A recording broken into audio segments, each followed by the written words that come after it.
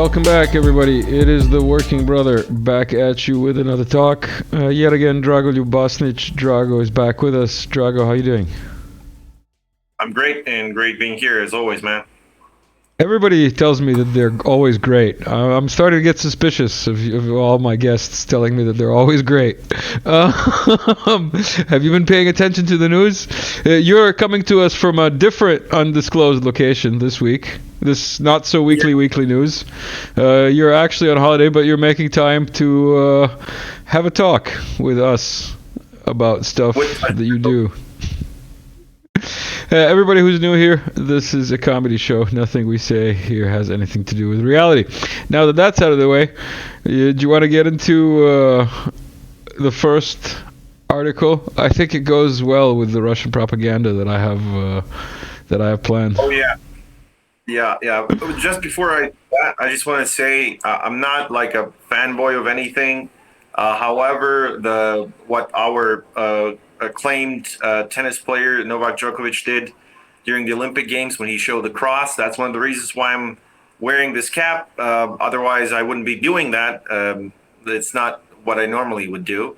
So it's just a way of saying kudos to him for what he did on that collection of Satanists, because I don't know what else to call it after the opening ceremony, if that is what that thing is called. Just to get that. Well, we'll get into all the details and all the beautiful things that have gone on since we last talked.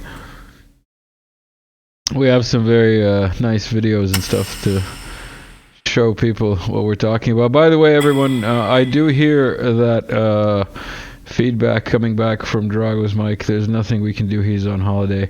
I'm going to try and mute it while I'm talking and see if that helps. In the meantime, Drago, let's get into these articles, yeah? Yep. NATO General laments they've awakened the bear. Woken? They've woken the bear? Awakened? Whatever. Yeah. I don't know. What does this say? Tell us, Drago. Yeah, well, this is essentially what a very important NATO general, the head of the NATO's European Command, Mr. or General Cavoli, if you want, Christopher G. Cavoli, he essentially said that, they've made a mistake by awakening the bear. That's pretty much like summing up what I've written here. People can read the details, but the whole point is he is essentially debunking all the propaganda about Russia losing everywhere, and Russia having like 100-to-1 casualty ratio to the Kiev regime forces, which is something we already talked about and that we all know is very, very true because Western propaganda never lies. So you want to tell me? You want to tell me that the Russians have managed to pay him off to be a Russian propagandist? That's what I'm hearing from you. Pretty much. One of the top NATO generals, he's actually a Russian spy. So yeah, that's pretty much what this is about. All right. Let's see if I can get that thing queued. Where is it? Have you seen that new Russian propaganda video? I watched it, and it's so good that I'm going to play it for everybody here. Because, we do Russian propaganda here. It's one of the, regular topics. Everybody, this is the newest Russian propaganda video.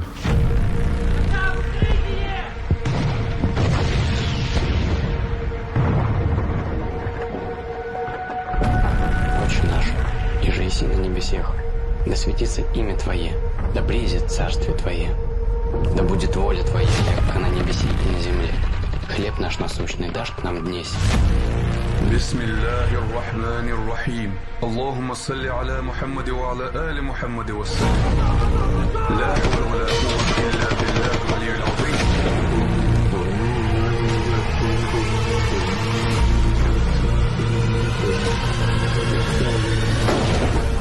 Спаси, Господи, люди Твои, и благослови наше время Твое, победы православных христиан на сопротивление Твое.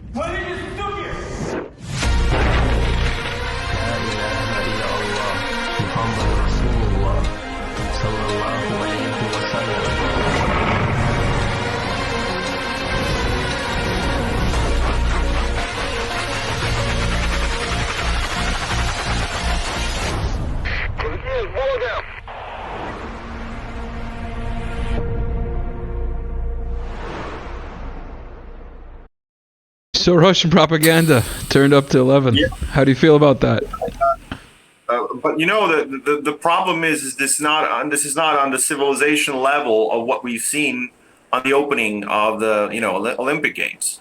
So it's still not good enough. Western things are way better as we were able to see during that opening ceremony, or again whatever you want to call it. This is I would call it an ode to Satan, and this would be an ode to God, maybe. You know what I mean? So, pick a side, type of thing.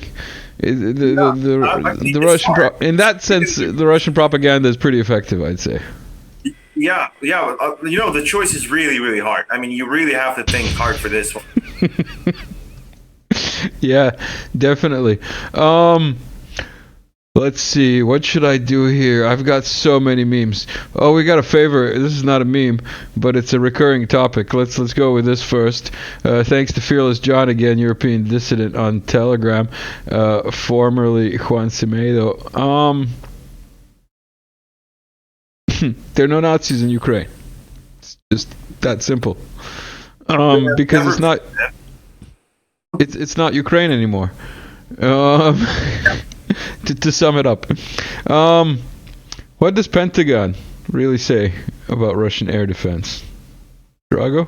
Yeah. Do you want to tell us? This one is also interesting, like the Pentagon, at least when it comes to things that they really care about, they're pretty realistic about it. And I've provided in this article very reputable sources from Western media outlets that essentially say that the Pentagon says that they think that the Russian air defenses have a 97% success rate. So people can look it up. It's not something that I've just pulled out of God knows where. It's a verifiable info. 97. It's quite interesting because all we hear all the time is that the Russians are getting destroyed by the HIMARS, by the ATACMS, by all these other things. But the thing is, even the Pentagon admits that Russian air defenses are that good. And there's another article that's going to confirm this too. So we're going to talk about it a bit later, I guess. I want to take a little break. I got to mute you again while I'm talking, because we're getting feedback from your mic. Also, your phone moved and you fell a little bit. Hold on. I got to unmute you. There you go. All right.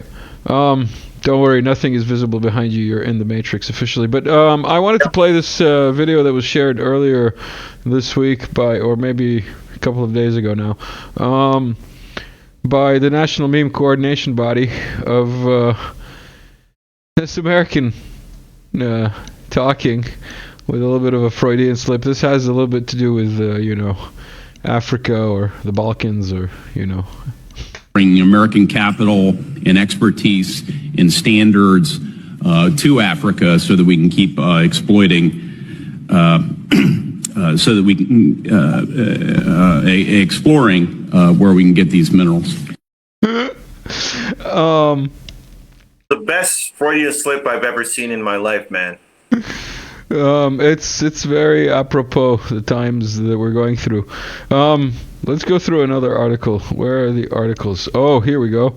Iskander-M keeps obliterating NATO personnel and equipment.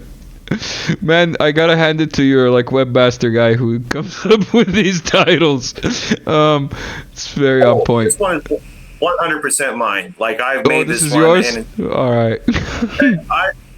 That this one is left the way I said it, because I don't know how else to explain it, because I've provided 50 freaking links to situations which have been filmed with the Iskander-M literally obliterating shit, and everything else around it. So it's pretty interesting. And since this got out, since I published it, there's been 5 or 6 other instances where they wipe out things. So it's pretty interesting. I advise people, if you want to see good comedy, to open all those links and check out the videos. Because a lot of that's the thing. NATO peacekeepers. That's the thing. There. Yeah, NATO peacekeepers and observers and advisors. That's the thing I was going to say about your articles and generally the articles on InfoBricks. You guys link, and unlike the Western media that links to, like, you know, Wikipedia pages of definitions of words, you actually link to sources in your little blue links on your text. I want to take a little break and pop this up there for Philip, whatever his handle is, who took this picture and shared it, and then it was fixed a little bit and edited by my Telegram group, which, by the way, you can join if you so choose. I also want to put this out there just in case anybody missed it. In case you missed this is what it was getting at. We'll let and both of those what pictures. now? Those are very nice people in both of those pictures. Like, it really shows you the values of the modern world, man. It's really great. Exactly. And we'll leave the algorithm, which does the automatically transcribes all of these YouTube videos in the dark about what was actually said here. So we've got another one. By the way, all of these articles are on the InfoBricks portal. Links in the description. Also to Drago's Telegram. Also to my coffee. Let's do that. Let's. Where's my coffee thing? Buy me a coffee. There you go. Go buy me a coffee if you feel like it. Thank you to everyone who's bought me coffees. And yeah, all that good stuff. Like, share, blah, blah. You know, this is just me doing everything here. So, yeah, that's why the topics are like this. That's why the comedy is so fluent. Will the deep state risk civil war to stay in power? Drago, why do you keep asking stupid questions in these articles, man? Yeah, pretty much. It's a stupid question. Civil war before or after? Before or after the election is the question that I have for you. Which civil war scenario are you talking about here? Yeah, I mentioned it in one of the excerpts where I said it's either a civil war in a country with 5,000 thermonuclear warheads, or a direct war with Russia, which has 6,000. So that's 5,000 plus 6,000. It's pretty nice, you know. Seems the deep state has a really very good future set up for all of us. I mean, stupid jokes aside, the whole point is they're showing no signs of stopping or stepping back or just, you know, chilling out for a bit and taking control of only a quarter of the world instead of the entirety. You know, I guess it's just, you know, they're very, very nice people, just like those who opened the Olympic Games in Paris. So that's pretty much it. Deep State Olympics. Let's do this. I came across this on the Instagrams. Wow. I hope this is like parody. Look so closely, you can see the Olympics is actually set in the same cinematic universe as Ratatouille. I hope this is parody, because otherwise, like, format and reinstall is like the only option that we have left. Basically, that seems to be the only. The rebooting process is going to take a couple thousand years, I guess, after the formatting. So I guess, you know, it could be done to get rid of the world of this, you know, of all these nice people. They're doing nice things that we already mentioned in the. As I discussed with my previous guest, Philip, we will have nothing, and we will be happy that we survived. I'm gonna tell my children that this is the opening ceremony of the Olympics. For those that don't know, that's the Bohemian Grove. Go look it up. Alex Jones. Have you heard of him? Should we do a video? I've got videos galore. Let's see if I do this. Oh, this is a Kamal video. I was going to play this before, but I actually haven't seen this. It says this is unbelievable. Nothing surprises me these days, so let's see what this is. Yeah. Experiencing record inflation, the worst in 30 years, way beyond expectations. OPEC didn't increase oil production. Can you tell us a little bit about how you would prevent the new spending and your Build Back Better agenda from exacerbating the problem? And also, what else are you going to do to fix this problem with inflation? All right, thank you. Well, let's start with this. Prices have gone up, and families and individuals are dealing with the realities of that bread costs more, that gas costs more. And we have to understand what that means. That's about the cost of living going up.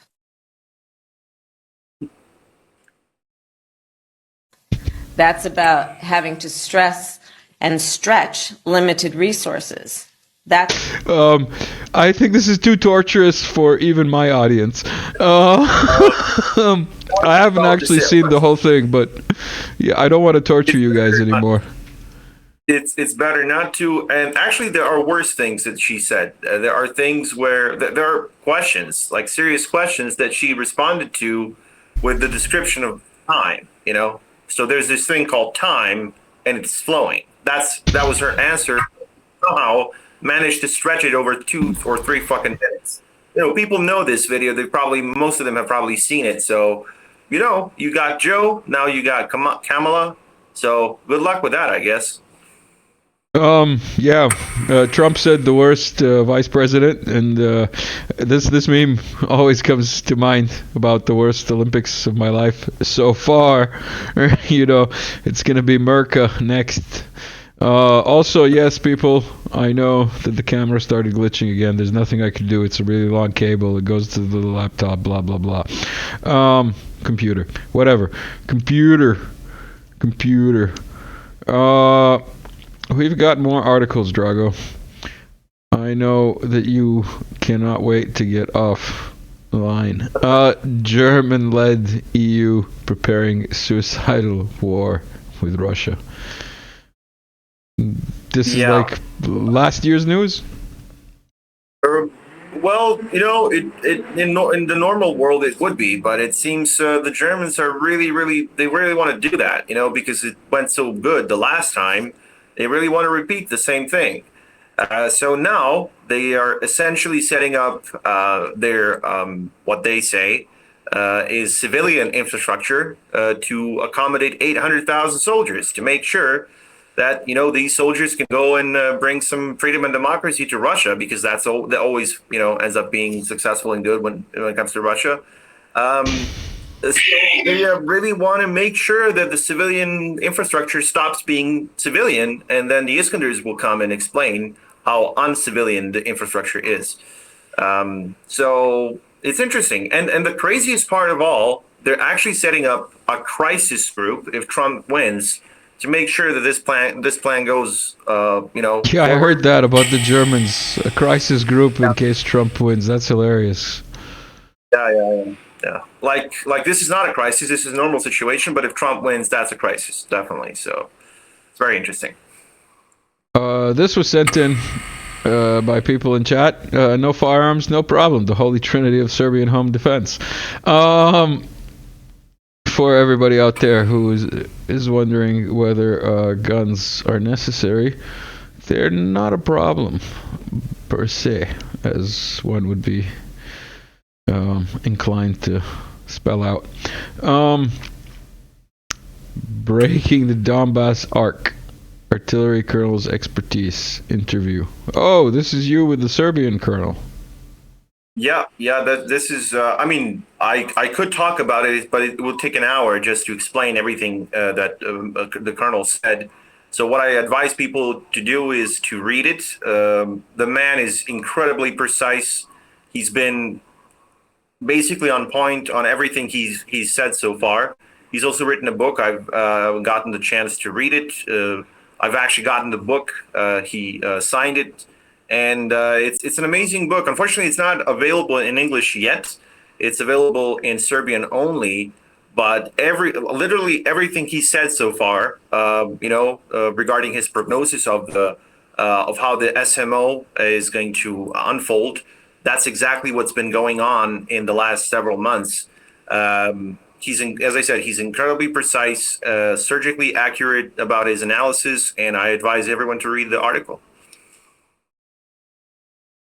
Considering you're from Serbia, and one of the things that's going on in Serbia is the whole Rio Tinto business, I was going to get into it with Dragana in detail, but she went on holiday, and because of my technical issues this week, I wasn't able to record with her.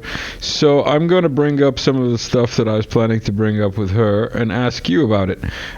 This is from the National Meme Coordination Body. Do you want to explain to people what's going on here and why this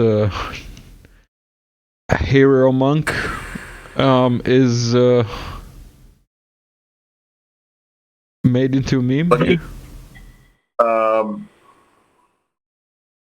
Because I'm not sure if I can see it from here. Oh, I thought you knew what we were talking about. The what's it called? The church. The monk with the glasses. Yeah, actually, he actually uses glasses quite a lot. Yeah, he's one of the most famous monks in Serbia, and he explained, what's going on with the mining and everything else that's going on in Serbia. He explained it very well, and he wished luck to the authorities, and he said that he's ready to help, and the church is ready to help with dealing with the problem. I'm not sure if I'm supposed to say too much about it, if it's gonna cause some things, but the whole point is he said that he wants to make sure, and the people of Serbia want to make sure that we don't get fucking poisoned in the next 30 or 40 or 50 years. I started watching it. Like, I watched the whole thing. It's about an hour long, maybe a bit less.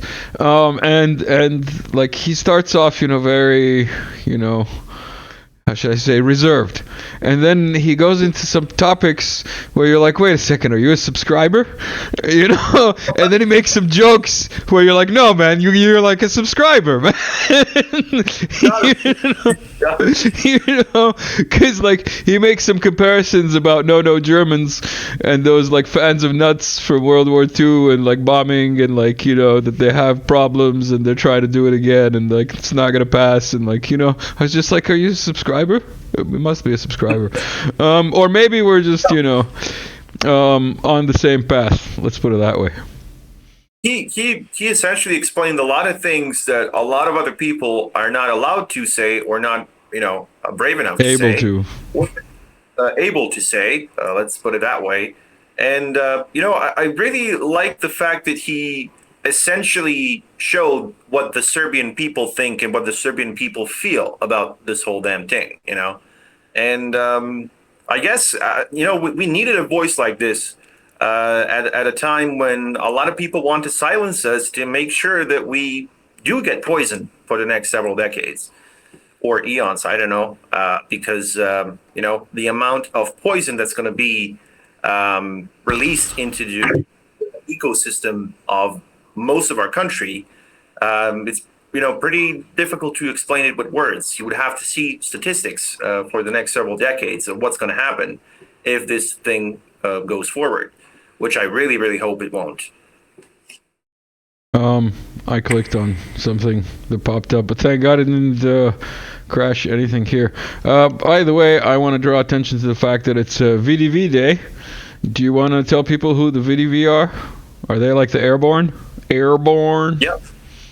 Actually, they're the first airborne division in the world. They're the first, actually, like a dedicated airborne assault unit in the history of humankind. Because the Soviet Union was highly advanced in this regard. They were very innovative in these types of units, and essentially the doctrinal approach of how to use the military. And of course, the VDV is one of the most famous specialized divisions in the world, not just in the Russian military, but around the world. And they've been quite successful in the first part of the SMO, especially in the Gostomel area and these other areas where they were supposed to draw attention away from the real front line. That's, of course, the Donbass. And they've been able to do that with quite small, forces. They've been able to tie in the AFU units that were like 10 to 15 times bigger in terms of manpower, firepower, everything else. Also NATO support. So VDV they're one of the best and most elite units in the Russian military. Definitely.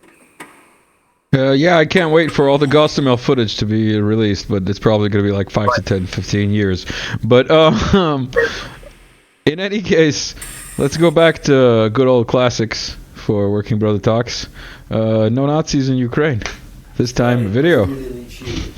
Right. We've got two actually. I think they're back to back, or no? Maybe I put them separately. But this is obviously. That's just a friendly reenactor, man. Don't be a Russian propagandist. Like look at this guy. That's a reenactment. I just wanted to draw. I remembered this when I watched this video the first time, and it strikes me again now. You see how he picked up the harmonica? Texas, rest in peace. If he is gone, which there is no other news other than the fact that he's gone, so rest in peace. I learned from him, he played the harmonica, and I learned from him, hold on, let me go zoom in, that Russians, generally speaking, don't play the harmonica, or don't like playing the harmonica, or don't appreciate music with the harmonica, because it was Nazis who brought the harmonica eastward. Did you know that? Did you know that? That's why this fan of nuts here picks up his harmonica play. Come on, where is it? Damn it! Oh, damn it! That was supposed to be for later. Where is the harmonica thing? I think I can see it. You just have to play it, I think.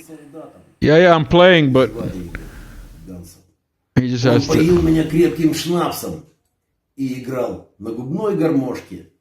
Yeah.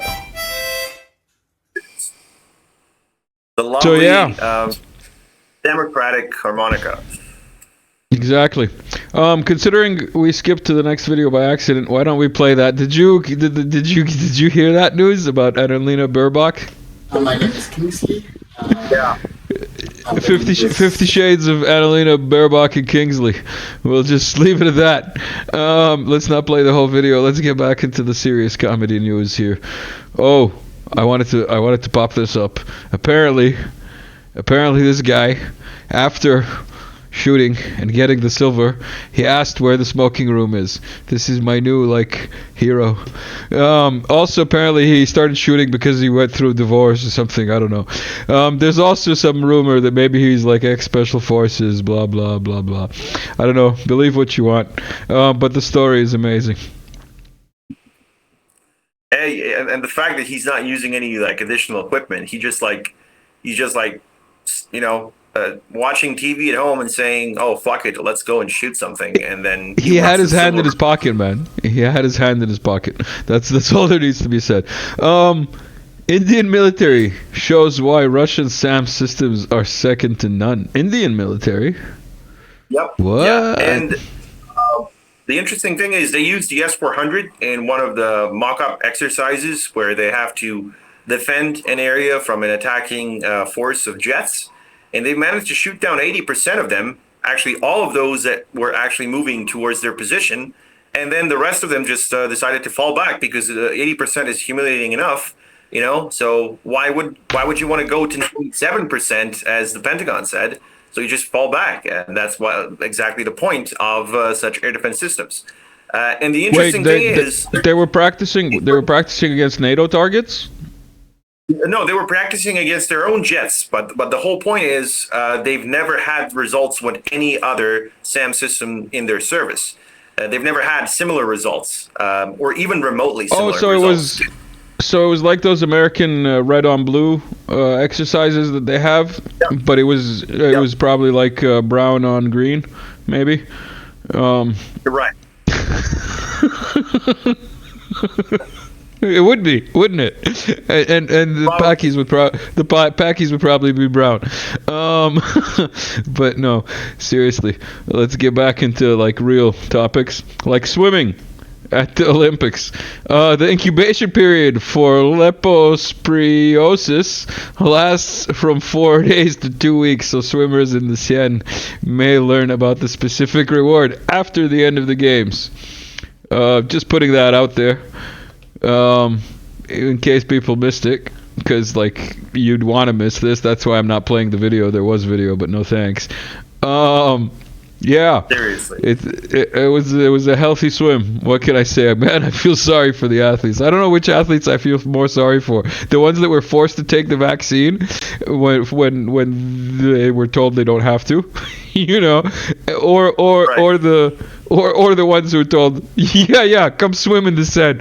It's gonna be clean, I swear. This French guy told me. Well, he's not really French. He's actually Algerian, but you know, details. Anyway, Pentagon trying to hide latest supersonic test failure. Says results are unclear. You want to define unclear for us, Drago? Yeah, it succeeded 100%. That's why they don't want to say it, because you know every time when they succeed, they just don't want to say it. Obviously, they don't want to brag about it. In all seriousness, I've been following U.S. hypersonic programs for 7-8 years now, in detail as much as possible. Sometimes I was pretty amazed by how unsuccessful they've been in these programs. They've wasted tens or hundreds of billions of dollars so far. And they've been able to get exactly 0 operational missiles. But they keep saying that there's a race, between Russia, China, and the U.S. in these weapons, even though the Russians and the Chinese have gone home. They haven't just reached the finish line. They've gone home and are watching TV, and the Americans are still running. So it's interesting how that goes. But the whole point is I've provided a bunch of links in the article. People can see it. They can see how many times the Americans have failed, how many times they've lied about succeeding without not really succeeding. Sometimes they would report that a booster rocket a test was successful, and then they would say, oh, this hypersonic weapon works. But no, there was no hypersonic weapon. There was just a rocket booster, which isn't a groundbreaking technology. We've had it since World War II. So, so it's not really a success if you really want to talk about it.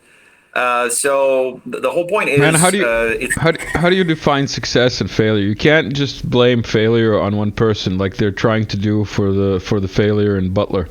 It's not one person's fault. It's just like the procedures and like the math and stuff. Right. It was just like that's why the booster succeeded and the missile failed. I'm sorry, I had to. Well, you pretty much summed up what happened. They keep saying, we've learned a lot from this test, but we can't give any details about whether it succeeded or not. So what do you do when you fail? You say, "Oh, I've learned a lesson," but that's pretty much it when it comes to these programs. Or you assassinate someone, or try. An assassination attempt was made on the head of Sudan. I don't know which Sudan, but Sudan. Yeah, the Sudanese leader who is not very friendly to the West, I think. Although that would probably be the one. Yeah, it's very difficult to who's who in that mess of the conflict, because they often change sides, to the highest bidder. So who knows who's gonna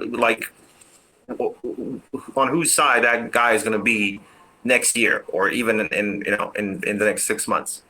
It's just interesting how the assassination virus is going around. Also, you might have missed these news. I brought it up briefly in a recent talk. But yeah, UEFA fined Banja Luka team 15,000 euros for chance of Kosovo and Serbia. And fined an Albanian club, Ignitia, 10,000 for chance of kill a Serb. Yeah, I mean, obviously we're the bad guys here, man. Come on, can't you see the democracy of it? I can see. It shows. Has nothing to do with the reality, this that you're seeing. Let's see what else we've got here. Oh, I think I have video of this too. I thought maybe you'd have an article about it, but we've got a couple of articles left. But let me bring it up offhand here. This is the MiG-31BM interceptors loaded with nuclear warhead variant of the R-33 long range. You want to discuss that while I find the video? Yeah, the R-33 is the older version, actually the original iteration of what we call the R-37M now, or nowadays. It's a Cold War era missile. It was used originally by the MiG-31, BM specifically in the later stages. And essentially, it's an air-to-air missile with a nuke on it. So I actually wanted to write an article about this, but that data about it is so unclear and so vague, to put it mildly. Like most of it would be speculation, and I really hate to do that. I mostly like to write an article when I'm, let's say, at least 80% certain that something, is true. But in this case, I just couldn't put my finger on it because, what are you going to use these missiles for? Like, it's not like, unless you really want to destroy like a formation of, I don't know, 100 aircraft that are moving towards your country. That would make sense because the MiG-31 can do that. It's a super fast, high-flying interceptor. It's unrivaled in this category. Wait a second. When I saw this news first, what struck me was this is an air-to-air missile, right? Yeah. This is a nuclear-tipped Iskander air-to-air missile. I wouldn't call it an Iskander because the Iskander is essentially like a sort of maneuverable ballistic, or better said, like ground-based hypersonic surface-to-surface missile. However, this is an air-to-air missile. Like you could potentially, make it into an air-to-ground weapon, but like it doesn't make a lot of sense because the Russians have a bunch of very, very good air-to-ground missiles that could carry much bigger nuclear warheads. So it doesn't really make sense to put a nuclear warhead on a missile like this and make it into air-to-ground because it's going to be a very low-yield warhead. Unless time out. These are 4 launchers, if I'm looking at this correct, each with 2 tips. And do you know if these are probably MIRV vehicles? Are they MIRVs or no? In this case, like this is the Iskander. It's not a MIRV. It just has only one warhead with 150 kiloton warhead. So this little squad could like take out a charging army of like, let's say 50,000, no problem. Like 50,000 would be an understatement. Like it could like no problem. 50,000 no problem. Like over like a 40 kilometer front. Right. And then we've got the air to air, which is also nuclear tipped, which you're saying takes out like a carrier strike group, basically, like in formation in flight. Like right. This is the logical explanation for you to have a nuclear tipped air to air missile, unless once again like an EMP. What about an EMP? Yeah, that too. Like the nuke also causes an EMP, and any sort of like digital control of aircraft is going down. Like the EMP, of course, the radius of the EMP depends on the yield of the warhead. So the stronger the warhead, the bigger the EMP effect. So I guess I'm not sure. I couldn't find any accurate data on like what the yield is. So I know what the size of the R-33 warhead is. It's around like 60 kilograms or something. You could fit, I presume, at least 5 to 10 kilotons of nuclear explosive in this thing. However, like it's too low yield to be an effective air-to-ground weapon. So I guess if it hasn't been reworked as an air-to-ground weapon, then it's still air-to-air, which means it serves to take out a large group of enemy aircraft, presumably also with an EMP, as you said. It is the 2nd of the 8th as we record this, 2024, obviously.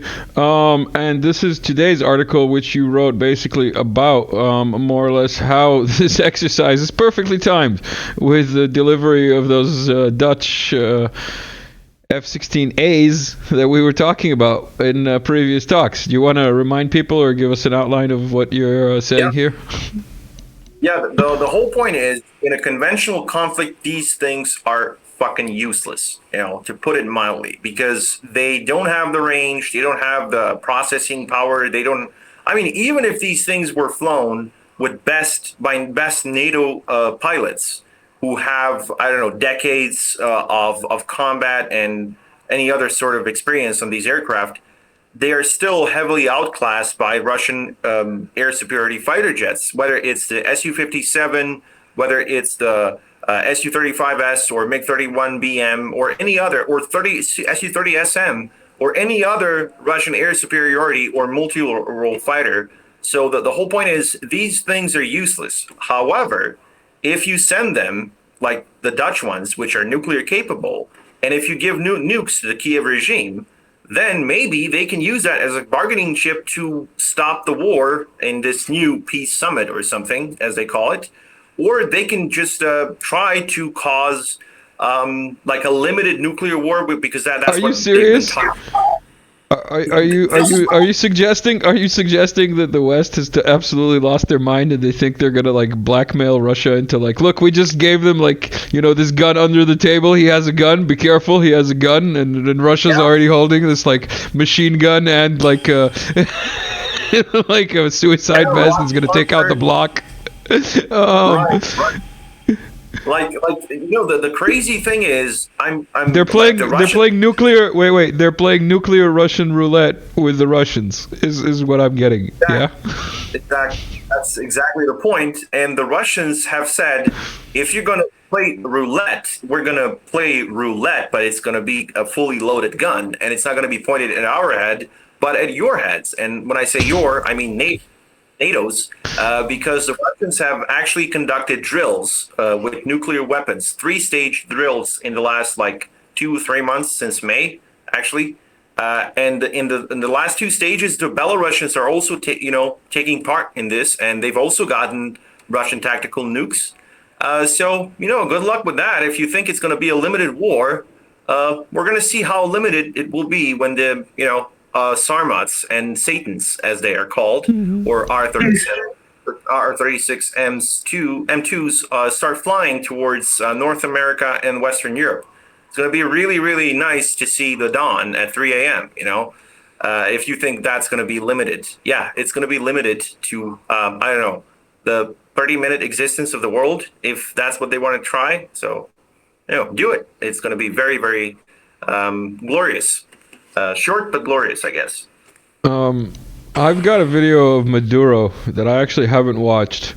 I've got a lot of videos still lined up and one more article of yours, but I want to get through these videos. I'm going to try and pump this into these talks more often. Let's see what he has to say.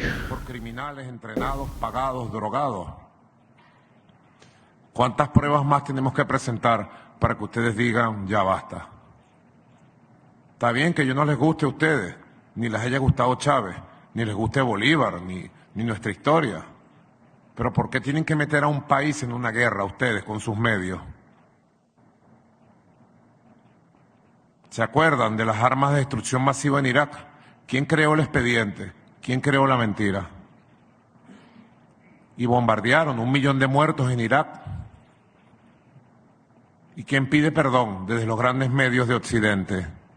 ¿Quién pide perdón desde CNN, desde la BBC, desde AP, AFP, EFE, Washington Post, New York Times? ¿Quién pidió perdón por 1 millón de familias que perdieron sus deudas en Irak? ¿Quién pidió perdón por los más de 200.000 muertos y la invasión a Libia y el asesinato de su líder, el gran Muammar Gaddafi? ¿Quién pidió perdón por 20 años de destrucción y muerte en Afganistán? ¿Por qué quieren meter a Venezuela en una guerra? ¿Por qué esta campaña contra Venezuela? Venezuela tiene su verdad y yo vengo aquí a defender la verdad de nuestro país. Yo no le tengo miedo a las mentiras de ustedes. Vengo a enfrentarlas más bien con la verdad. Like a boss. Oh, you also sent this. Yeah, this video is like playlist is totally random. Priest in Ukraine. Do you want to tell us what this priest in Ukraine is saying before you react to what we just watched? Tell us about this priest in Ukraine. Drago, you there?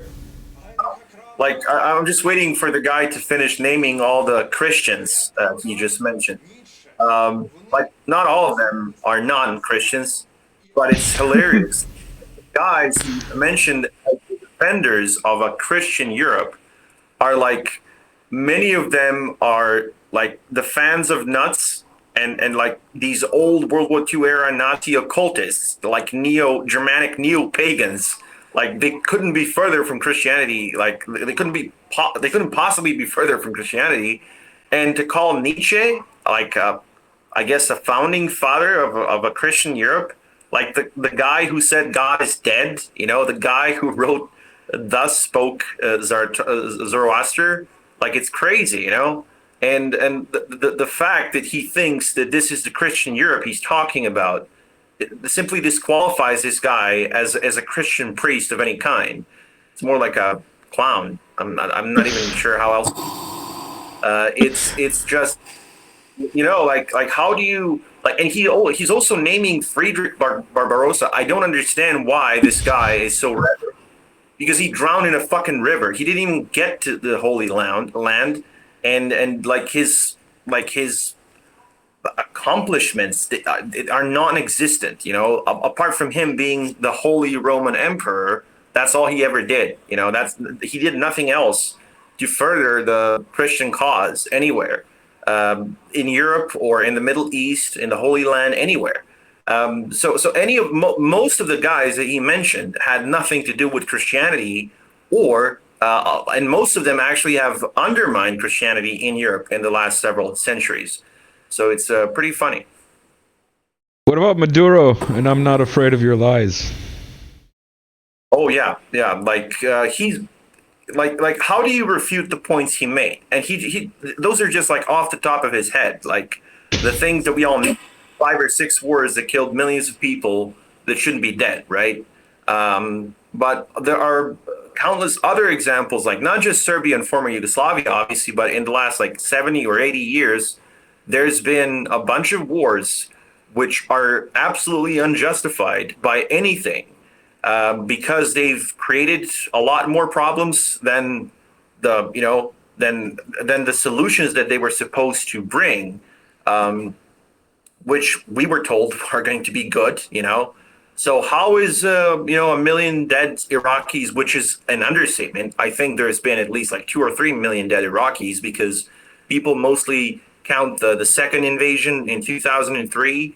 Like, there's been, I don't know, Iraq has been bombed by various US and NATO coalitions for the last 35 years, I guess.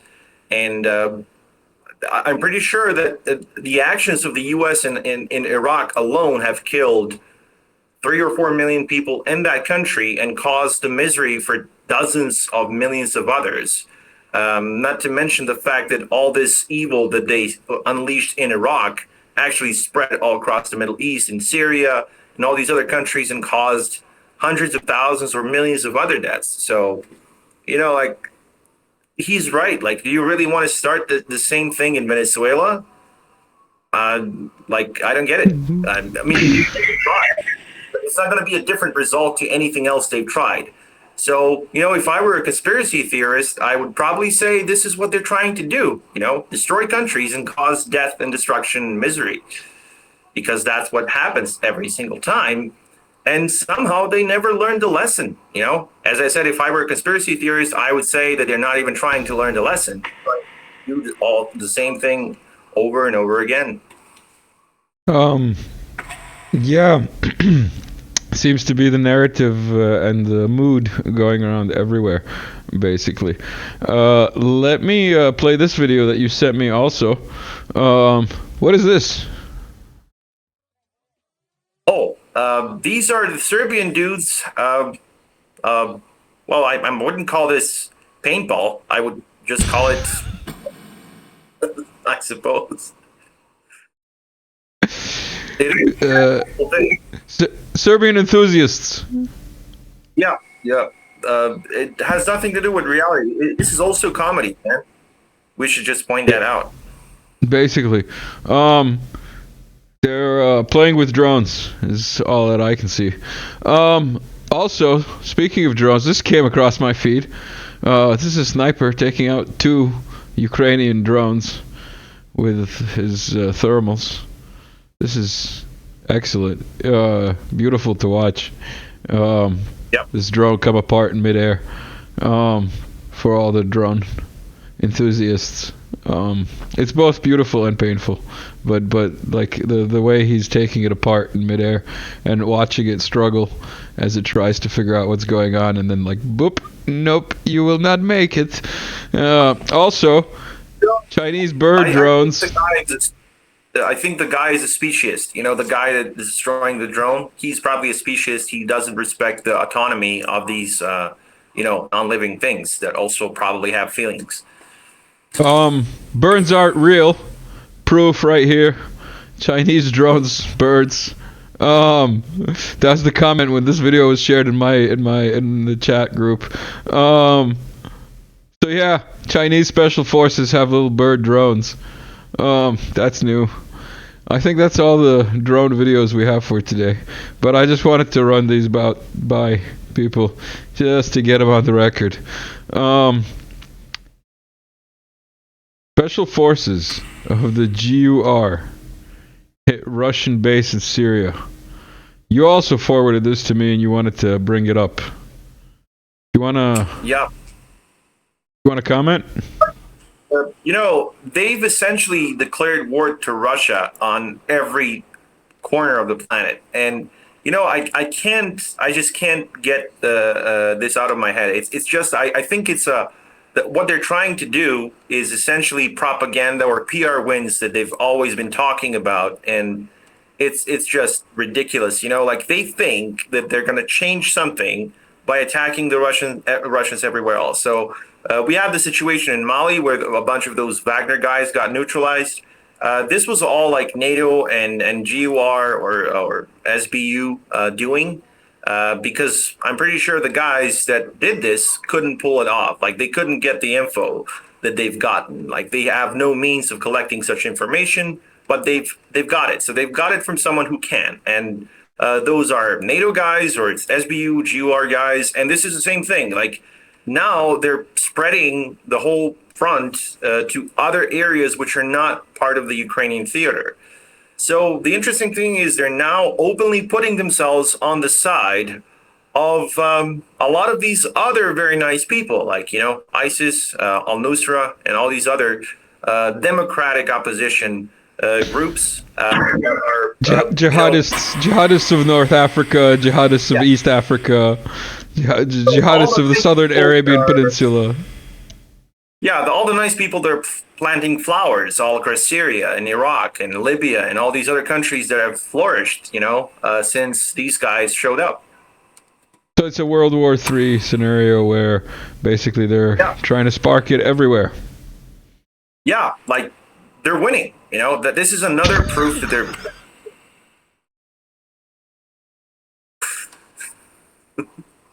Drago, it's good to have you back.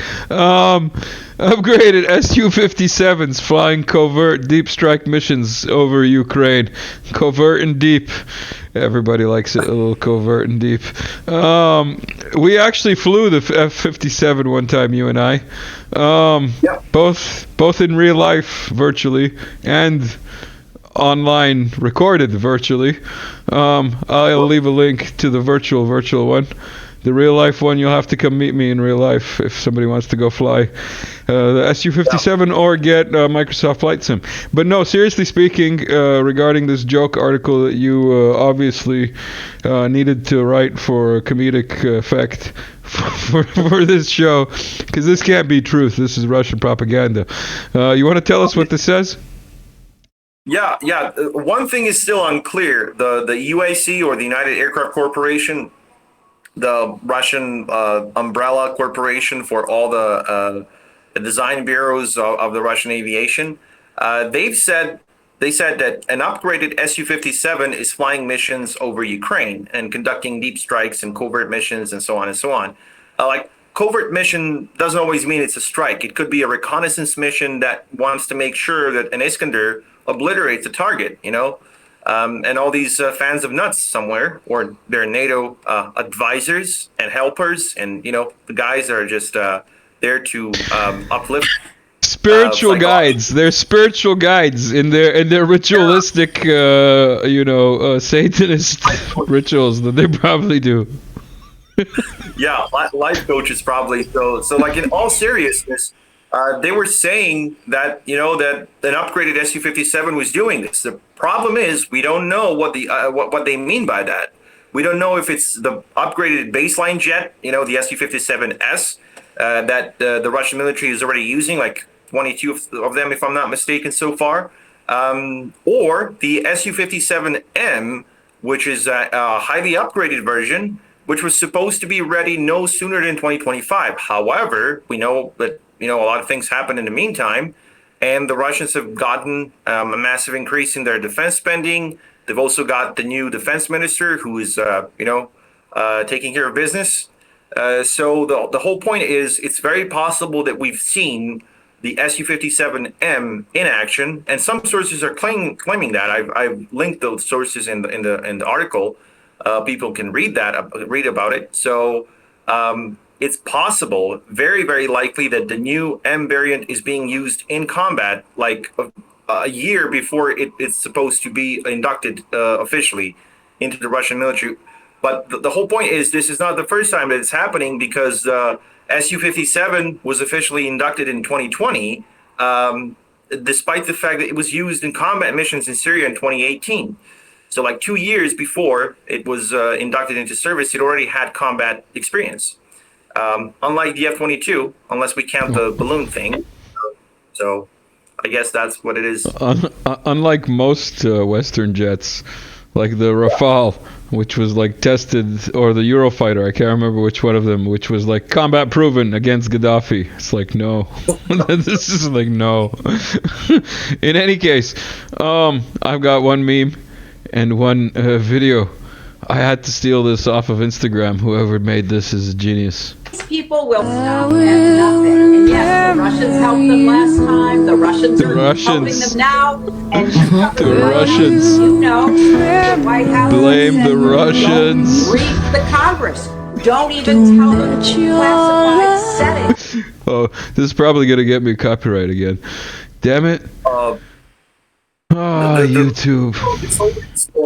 Brings up, it's always like reminds me of the meme where you have Clinton sitting at the table, and the meme goes, there's more than one person in this picture. So it's really, really interesting. That is a classic meme from back then, but like Clinton's Bill, Richard, whatever you want to call him, his face in that video is priceless. That's all I can say. We've got one final meme from Zeducation. I just paid my taxes. Roads should be fixed any day now. Drago, anything you want to say before we close off? Yeah, I guess watch the Olympics. Try to rewatch the opening scene. You're gonna love it, and you're gonna see the the glorious days of Western civilization. It's not going to last much longer than that. So enjoy it. Enjoy the downfall while it still lasts. Thank you, Drago. Enjoy your vacation. Thank you for stopping by. Everybody who stuck around to the end, thank you. And we'll try and end this exactly on the hour. Have a good one, everyone.